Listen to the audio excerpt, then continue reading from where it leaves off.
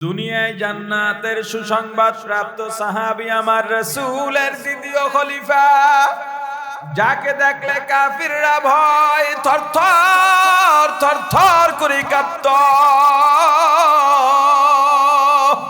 হযরত ওমর ফজরের নামাজ পড়ে অসুস্থ হয়ে পড়লেন। এই দিন দিন ক্লান্ত হয়ে যান, আবার অসুস্থ হয়ে পড়েন। মানুষজন দেখার জন্য ভিড় জমায়, কি হইল, কোন রোগ তো দেখা যায় না, কিন্তু কেউ জানে না কি রোগ, কেনই বা ক্লান্ত হয়ে গেলেন। জাহান্নামের কথা শুনে এই যে ক্লান্ত হয়ে গেলেন, আর কান্না শুরু হইল, আর থামে না। জুন্নুন মিসরি রাহমাতুল্লাহ আলাইহি ডাক দিয়া বলেন, ও যুবরাজ, তোমার কি অবস্থা? বলে, আপনি কে? বলে, দেখো না। কয় না, আমি চোখে দেখি না। বলে, আমি জুন্নুন মিসরি। বলে, হুজুর, আপনি এত বছর পর বাবা কি অবস্থা করছো? বলে, হুজুর, চাইলেও চোখের পানি থামাইতে পারি না, আমার চোখ দুইটা বন্ধ হয়ে গেছে। আমি ওই বাদশাহী ছেড়ে যা পাইলাম আল্লাহর গোলাম হওয়ার মধ্যে যে এত শান্তি আর এত মজা,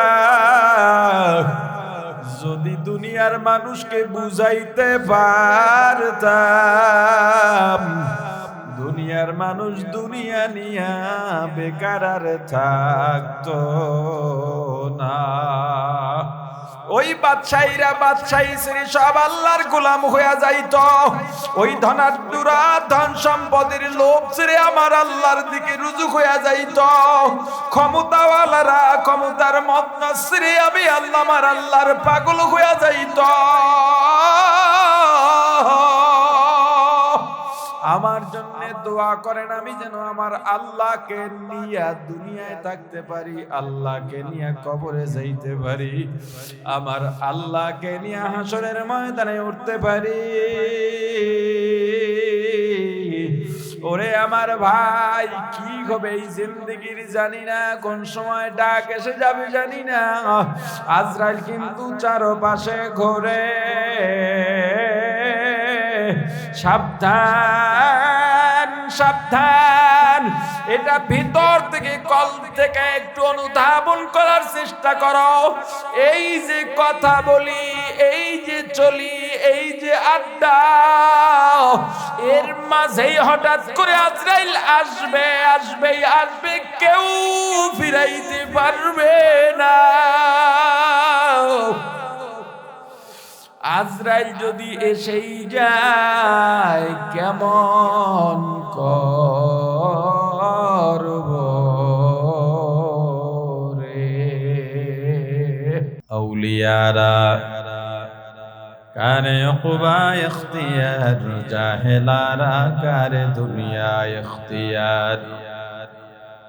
আশিকারা মিল্লাত মযহব জুদাস্ত, আশিকারা মিল্লাত মযহব খুদাস্ত।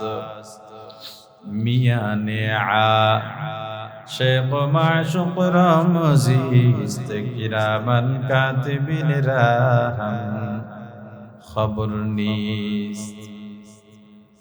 মাল্লাহুল মাওলা ফালাহুল কুল। তুমি আল্লাহর হয়ে যাও, আল্লাহ সারা পৃথিবী তোমার বানায়া দেবে। অসুস্থ হলে চিকিৎসা নিই, ক্ষুধা লাগলে খাবার খাই, পিপাসা লাগলে পানি পান করি। শরীর যদি ক্লান্ত লাগে বিশ্রামে চলে যাই, কিন্তু রূহের কি অবস্থা? রূহের কি চিকিৎসা করলাম? রূহেরও ক্ষুধা আছে, রূহ ক্লান্তিতে পড়ে, রূহেরও অসুখ হয়, রূহেরও পিপাসা লাগে। শরীরের যত্ন নিলাম, চোখের যত্ন নিলাম, চেহারার যত্ন নিলাম, অসুস্থ হলে ডাক্তার দেখাইলাম, সন্তানের যত্ন নিলাম, বিবির যত্ন নিলাম, মায়ের যত্ন নিলাম, বাবার যত্ন নিলাম, আসবাবপত্রের যত্ন নিলাম, চাকরি করতে যাই, অফিস থেকে বলা হয় এই ড্রেস পরে আসা লাগবে, এই ড্রেস কোডের বাইরে অফিসে ঢুকতে পারবা না। কয়েকটা টাকা মাসিক বেতন পাওয়ার জন্য অফিসের নির্দেশনা 100 ভাগ মেনে চলি।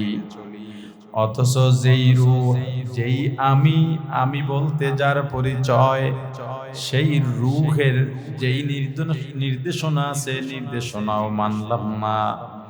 আল্লাহ বলেন কিয়ামতের ময়দানে তোমার এই শরীরের দাম নাই, যেই মালের যত্ন করো মালেরও দাম নাই, যেই সন্তানের যত্ন করো সন্তানের দাম নাই, যেই নেতার পিছনে দৌড়াও ওই নেতারও কোনো দাম নাই। কিয়ামতের ময়দানে দাম এই রূহের একটা পরিশুদ্ধ কলব নিয়ে যদি আমি আল্লাহর দরবারে আসতে পারো, এই কলবের শুদ্ধতা ছাড়া, পরিচ্ছন্নতা ছাড়া, স্বচ্ছতা ছাড়া পৃথিবীর কোন সম্পদ আর ক্ষমতা আমার আল্লাহর দরবারে 2 পয়সারও কোনো দাম নাই। হযরত জুন্নুন মিসরি রাহমাতুল্লাহি আলাইহি মিশরের এক মসজিদ থেকে বের হবেন অথবা গলি দিয়া হাঁটেন, রাতে মসজিদের পাশ দিয়া যাইতেছেন, এমন সময় খুব ফোফাইয়া ফোফাইয়া কান্নার আওয়াজ পাইলেন। তাকায় দেখেন মসজিদের মধ্যে এক যুবক নামাজে দাঁড়ায়া চোখের পানি ছেড়ে কাঁদেন আর তেলাওয়াত করেন। রুকুতে যান কাঁদেন, সেজদায় যান কাঁদেন, বসেন কাঁদেন। নামাজ আদায় করে আল্লাহর দরবারে তেলাওয়াত করে, দরুদ ইস্তেগফার পড়ে, জিকির করে হাত বাড়ায়া দিলেন, ও আমার আল্লাহ, আপনি যদি মাফ না করেন আমার কি উপায় হবে? ও দয়ার মাওলা, শরীরের যত্ন তো কম নিলাম না, সম্পদের যত্ন কম নিলাম না, কিন্তু রূহের যত্ন নিতে পারি নাই। এই কলবটাকে আমি গুনায় গুনায় ভরে ফেলেছি আল্লাহ। আল্লাহ গো, আমার চেয়ে বড় গুনাহগার আর দুনিয়ার মধ্যে কেউ নাই। ও আল্লাহ, যত বড় গুনাহ করি না কেন আমি আপনার বান্দা, আপনি আমার মাবুদ। আল্লাহ গো, আপনার তো বান্দার অভাব নাই, কিন্তু আমার আপনি আল্লাহ ছাড়া 2টা আল্লাহ নাই। ও আল্লাহ, ধানের মধ্যে চিটা থাকে, ওই ব্যাপারীরা চিটা সহ ধান নিয়ে যায়। ও আল্লাহ, মা বাবার 5 জন সন্তানের মধ্যে যদি একজন প্রতিবন্ধী হয়, হাত পা না থাকে, জবান না থাকে, এমনকি চোখও না থাকে, ওই সন্তানকে মা বাবা ফলাইয়া দেয় না, ওই সন্তানের পরিচয় বন্ধ করে দেয় না। ওগো আমার আল্লাহ, বরং ওই প্রতিবন্ধী সন্তানের দিকে মা বাবার খেয়াল বেশি। সুস্থ সন্তানেরা কামাই করে মা বাবার কাছে এনে টাকা পয়সা দেয়, সুস্থ সন্তান মা বাবার কত কাজ করে দেয়। প্রতিবন্ধী লুলা বিকলাঙ্গ ও তো মা বাবার কোনো কাজেই আসে না, শুধু বসে বসে খায়, তাও মা খাওয়াইয়া দিতে হয়, বাবার খাওয়াইয়া দিতে হয়। এমনকি ইস্তেঞ্জায় গেলেও মা বাবার সহযোগিতা লাগে, একা একা পারে না। মা বাবার বোঝা হয়ে আছে, এরপরেও মা যখন রান্না করতে যায় মাঝে মাঝে দৌড়াইয়া দেখে সন্তানটা ঠিক আছে নি। বাবা কাজে যান, চাকরিতে যান, দোকানে যান, আবার ফোন দেন, বিবি গো আমার সন্তান দেখো কোনো বিপদ যেন না হয়। ওগো আল্লাহ, আমি নেকের ক্ষেত্রে বিকলাঙ্গ, আমি একজন প্রতিবন্ধী, আমি কোনো কাজেই তো আপনার আসলাম না, আমি আপনার দ্বীনের কোনো কাজে আসতে পারলাম না। আমার জিকির নাই, নামাজ নাই, তেলাওয়াত নাই, আমার ভেতরে কোনো আমল নাই, আমি একজন প্রতিবন্ধী। ও আল্লাহ, মা বাবা যদি সুস্থ সন্তানের সাথে প্রতিবন্ধী সন্তানকেও টেনে নিতে পারে, আপনাকে ডাকার মতো এত বান্দা দুনিয়ায়, এই সময় তো আপনার কত বান্দা আপনার দরবারে কাঁদেন, আপনার ভালো লাগে, কত বান্দা আপনাকে ডাকে, ডাকতে ডাকতে আপনার কাছে চলে গেছে। আল্লাহ গো, আপনার ওই বান্দাদের সঙ্গে আমিও বান্দাকে আপনি কবুল করে নেন। মসজিদ থেকে বের হবেন এমন সময় জুন্নুন মিসরি গিয়া সামনে দাঁড়াইলেন, চেহারার দিকে তাকাইয়া অবাক হইয়া গেলেন। বলেন, বাবা তুমি এখানে এত রাতে কান্নাকাটি কেন করো? তুমি তো রাজপুত্র, তোমার তো কোনো কিছুর অভাব নাই। বাদশার ছেলে, তোমার বাবা মারা যাওয়ার পর তুমি বাদশা হইবা, তোমার ক্ষমতা হাত ছানি দিয়া ডাকে। বাবারে, কি বিপদে পড়ে তুমি এই রাতে আবার আল্লাহর দরবারে কান্দো? যুবরাজ ডাক দিয়া বলে, হুজুর কিসের বাদশাহী, কিসের ক্ষমতা, কিসের অর্থ আর কিসের সম্মান?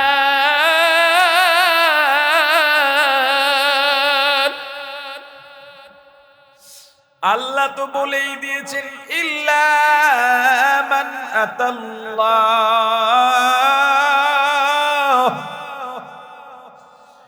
ইল্লা মান আতাল্লাহ বিকলবিন সালিম। হুজুর মনে ভালো লাগে না, রাতে শুই, ঘুমাইতে পারি না। ডেকে ডেকে বলে, হে বাদশার ছেলে যুবরাজ, এই যে আরামে ঘুমাও, কবরের কি করছো, কবরে কেমনে থাকবি, কলবের কি অবস্থা? হুজুর ঘুমাইতে পারি না, হাঁটি চলি, আল্লাহর সৃষ্টির দিকে তাকাই আর দেখি ওরা তো আমার আল্লাহকে মানে, আমি কেন মানতে পারলাম না? আর যুবরাজের সঙ্গে দেখা হয় নাই, 10 বছর অতিবাহিত হয়ে গেছে। হযরত জুন্নুন মিসরি রাহমাতুল্লাহি আলাইহি মিশর থেকে গেলেন আল্লাহর ঘর তাওয়াফ করার জন্য। বাইতুল্লাহ তাওয়াফ করতেছেন, লাব্বাইক আল্লাহুম্মা লাব্বাইক, লাব্বাইক লা শারীকা লাক লাব্বাইক, ইন্নাল হামদা ওয়ান নি'মাতা লাকা ওয়াল মুলক লা শারীকা লাক। আল্লাহর দরবারে উপস্থিত হয়ে গেছে, হাজিরা দিতেছে। হঠাৎ তাকায় দেখে কাবার গিলাফ ধরে জীর্ণ শীর্ণ একটা মানুষ খামসায়া কাবার গিলাফ ধরে কান্দে আর কান্দে। কাছাকাছি গিয়া দেখে সেই যুবরাজ, শরীরের ভিতরে কিচ্ছু নাই, আল্লাহর দরবারে কাঁদতে কাঁদতে দুইটা চোখ অন্ধ হয়ে গেছে। আমিরুল মুমিনিন খলিফাতুল মুসলিমিন হযরত ওমর রাদিয়াল্লাহু তাআলা আনহু গভীর রাতে একা একা হাঁটতেন আর কাঁদতেন, হাঁটতেন আর কাঁদতেন। ও আল্লাহ, আমি ওমরের কি উপায় হবে রে? হাঁটতে হাঁটতে একটা ঘরের মধ্য থেকে আওয়াজ পান, নামটা ভুলে গেছি, এক সাহাবী তেলাওয়াত করতেছেন। ওই তেলাওয়াতের মধ্যে কবরের আযাব ও গজব, আল্লাহর গোসার একটা আয়াত তেলাওয়াত করছেন। হযরত ওমর এটা শুনেই জায়গার মধ্যে বসে পড়েছেন, একেবারে দুর্বল হয়ে গেছে, জাহান্নামের ভয়। কাঁদেন আর বলেন, ও আল্লাহ, এই যে আয়াতে জাহান্নামের আযাবের কথা বলছেন, আল্লাহ গো, এই আযাব সবার শক্তি আমার ওমরের নাই। দুনিয়ায় জান্নাতের সুসংবাদ প্রাপ্ত সাহাবী আমার রাসূলের দ্বিতীয় খলিফা যাকে দেখলে কাফিররা ভয় থরথর থরথর করে কাঁপত।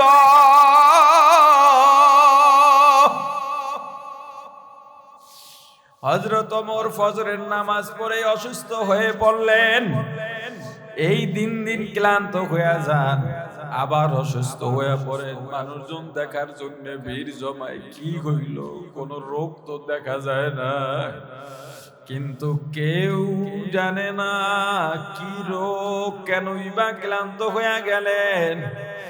জাহান্নামের কথা শুনে এই যে ক্লান্ত হয়ে গেলেন, আর কান্না শুরু হইল, আর থামে না। জুন্নুন মিসরি রাহমাতুল্লাহ আলাইহি ডাক দিয়া বলেন, ও যুবরাজ, তোমার কি অবস্থা? বলে, আপনি কে? বলে, দেখো না। কয় না, আমি চোখে দেখি না। বলে, আমি জুন্নুন মিসরি। বলে, হুজুর, আপনি এত বছর পর বাবা কি অবস্থা করছো? বলে, হুজুর, চাইলেও চোখের পানি থামাইতে পারি না, আমার চোখ দুইটা বন্ধ হয়ে গেছে।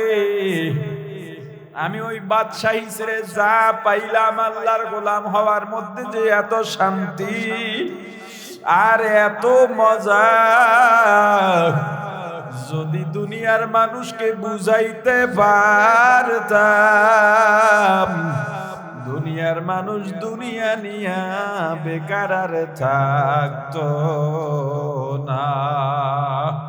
ওই বাদশাহীরা বাদশাহী শ্রী সব আল্লাহর গোলাম হয়ে যাইত।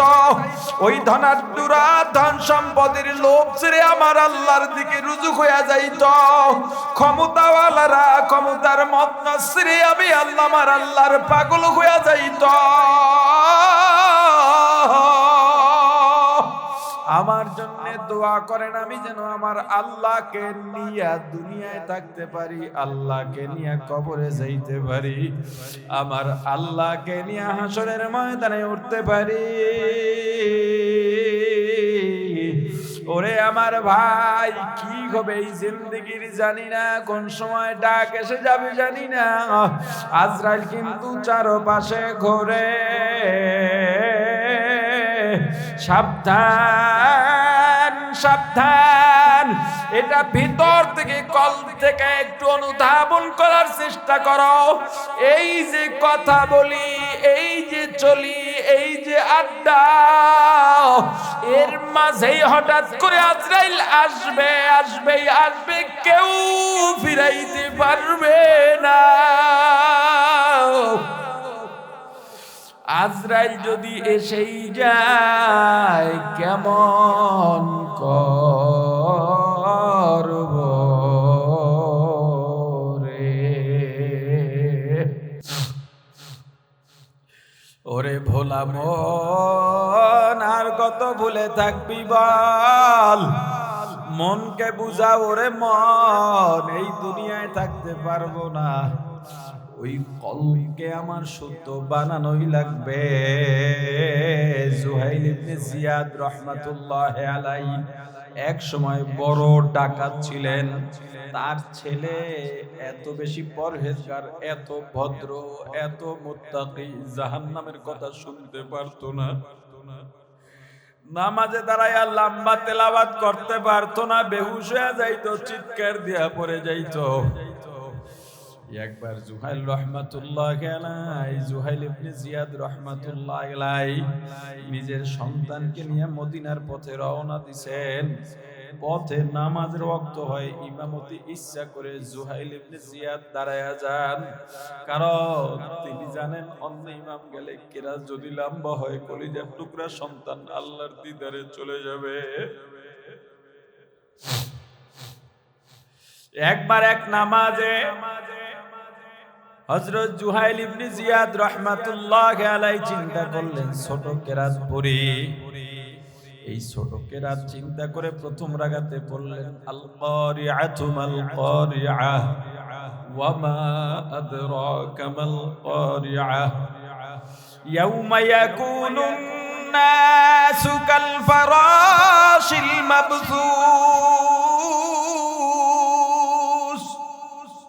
পিছন থেকে কান্নার আওয়াজ, জুহাইল ইবনে জিয়াদ রাহমাতুল্লাহ আলাইহি ধরেই নিয়েছেন এটা আমার সন্তান ছাড়া আর কেউ না। দ্বিতীয় রাগাতে সবচেয়ে ছোট্ট সূরা সূরাতুল কাউসার তেলাওয়াত দিয়া নামাজ শেষ করছে।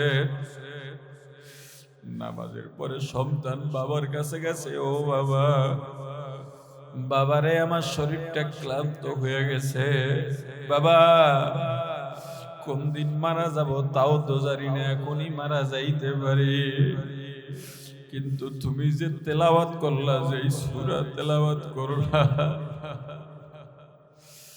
আহারে এর বাস্তবায়নের মধ্যে যদি আমি পড়ে যাই আমার কি উপায় হবে?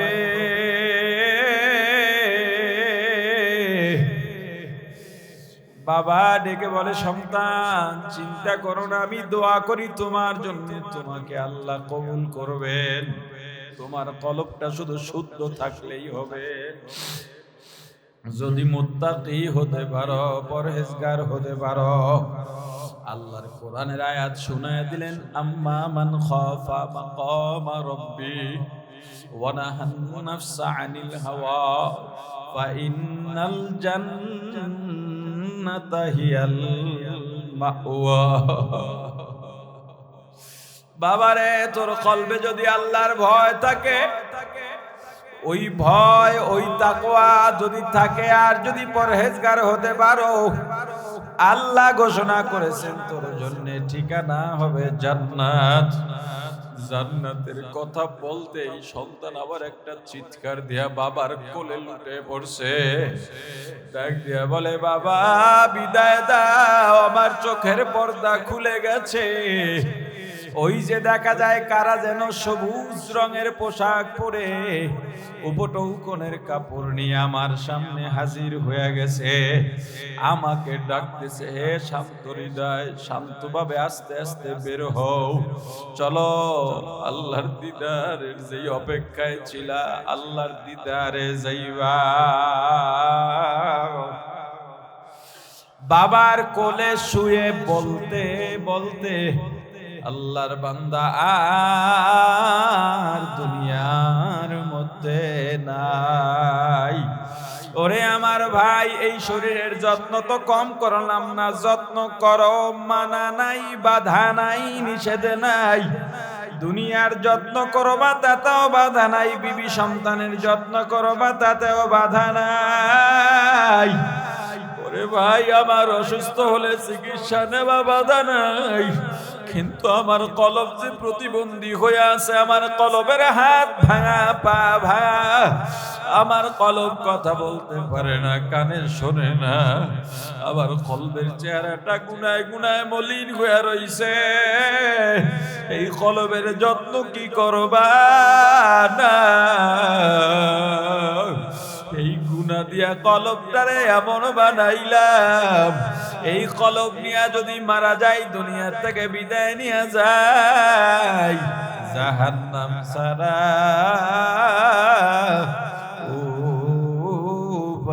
উপায় নাই। মনটাকে নরম করে বসো, আমি আল্লাহকে ডাকবো, আল্লাহ আমার ডাকে জবাব দেবেন, এমন ভাবেই মজা লাগাইয়া, মায়া লাগাইয়া আমার আল্লাহকে ডাকবো। আল্লাহকে ডাকার মধ্যে কোনো কৃপণতা করো না। জবানে অবসর সময় জিকিরটাকে চালু করো, হাঁটবা চলবা আমার মাওলার জিকির জারি রাখবা। এই জিকিরের এত ফায়দা, এত ফায়দা, এত পাওয়ার, যদি জবানে জিকির জারি হইয়াই যায়, তোমার ধারে পাশেও গুনাহ ভেরতে পারবে